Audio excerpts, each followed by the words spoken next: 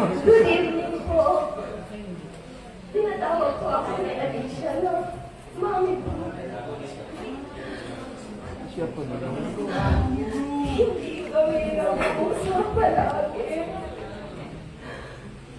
Pero, na-share niya sa akin kung gano'n niya kamahal yung pamilya niya. Mahal na mahal kayo. Nung time na meron siyang piso net, nagbibilang siya ng piso-piso. Kasi sabi niya, Mami bro, mabayaran ko na yung lupa na 300,000 na gagawin ko boarding house para sa pamilya ko. The last time na nag-usap kami is May 13 sa harapan ng Senate. Yun na. Nangarap pa kaming mag-abroad. Sabi ko, anak, hindi ko kaya pa kasi tagilid ako. Sabi niya, may gawan natin ang paraan, maging happy lang tayo. Yung the last time na sinabi niya sa akin, kasi binato po ako ng DDS, May 11. Nung nakita kami ng May 13 sa harapan niya yung Mama ID, kasi nagpapapicture, sabi niya sa akin, namimilig ako. Mami, mainit tayo. Mag-iingat tayo. Mag-iingat kami. Sabi ko, una-una, mag-iingat tayo. Pagtingin ko, malayo na siya. Kasi nagpa-picture pa ako kay Ma'am Heidi. So, nung nalaman ko yung balita,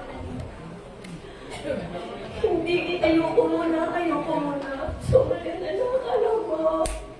Ang dami-dami ng messages na next daw ako sa'yo. Hindi ako natatakot. Itutuloy namin ang laban na ginusto mo, anak. Masakit sa akin, hindi ko man siya nanay, pero kilala ako sa social media na Mami bro. Nilapit niya sa akin, Mami. May nagkautang sa akin. Tulungan mo akong mapaningil. Yan po yung totoo. Mahal na mahal kayo. Bisaya kasi ako.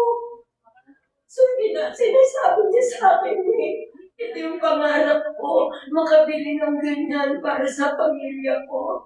So, sa lahat, siguro makakarating ko sa lahat na sinasabi niyo. Na ganito ganyan, si Alicia, hindi po. Lumalaban siya ng patas. So, ako, bilang sinasabi nila na next ka, hindi ako natatakot.